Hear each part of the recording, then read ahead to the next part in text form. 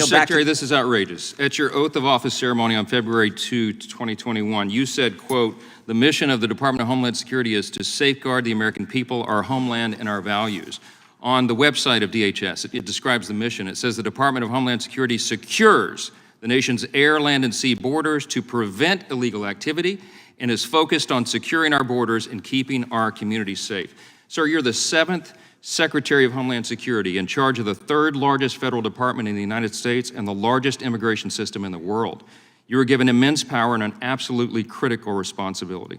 Of all of our federal agencies, sir, I think yours is the one that has the smallest margin of error. Because if the Secretary of Homeland Security is unable or unwilling to give these answers, to perform his duties and accomplish his mission, crime surges, chaos ensues, and innocent people die.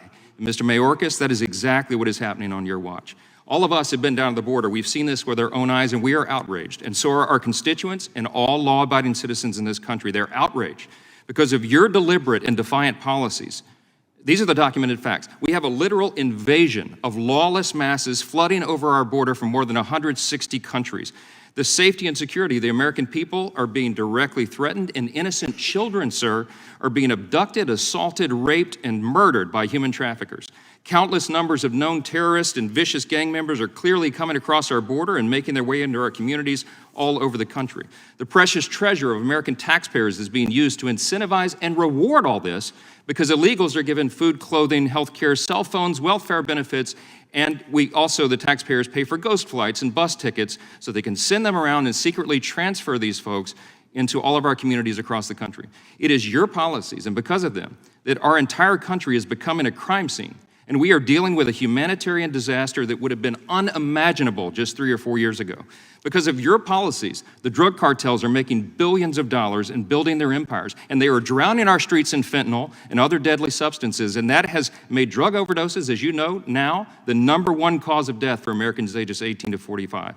Our brave Border Patrol and law enforcement agencies and officers are completely overwhelmed, and they are personally endangered. And the rule of law is being trampled underfoot, and the stability and the very sovereignty of our nation is being threatened like never before. I have a long list of questions I was anxious to ask you today, but I've been watching you. You know, you've been on Capitol Hill for 3 days now. You've been in 3 committees.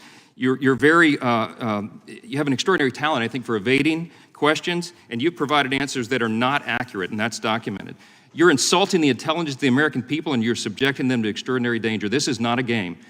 It's been detailed over and over this week, and here again today. You have presided over the greatest immigration catastrophe in American history, and it's an objective truth that you have helped design and implement this system. You took your oath of office in February last year, and by the end of the first year, ICE recorded the highest number of border crossings and the lowest number of deportations in history. Fact. You have stated publicly in direct defiance of our laws that, quote, "being here illegally by itself is not enough to be removed," unquote. If DHS does not deport illegals, that is, apprehend and quickly remove people who cross into our country illegally, then we have no border security at all. We all know that after Title 42 is repealed, 18,000 immigrants a day are going to result coming over that border. It's going to be a total collapse of our operational control. If people are allowed to simply walk in here and live and work and collect taxpayer-funded benefits and assistance for years upon years and maybe permanently, then in a very short period of time, we'll be totally overwhelmed. We'll be crushed by the sheer numbers and the weight of illegal immigration, and there will no longer be any border, any security here, any sovereignty at all. We won't have a country. I called for your resignation in July of last year and explained then that it had already become crystal clear that you were either unable or unwilling to do your job. But as has been said here today now, based upon the facts and the evidence, we've concluded you're doing this intentionally. It is despicable. I believe these are impeachable offenses, and Mr. Secretary, my advice to you is to begin your search for a different career field very soon, because there will be an election and the American people will let their voices be heard on this, and we will be taking the majority. I ask unanimous consent to enter into the record a letter from 133 members of Congress to the Secretary expressing our concern that his actions in opening our border and inaction in enforcing our laws are endangering American lives.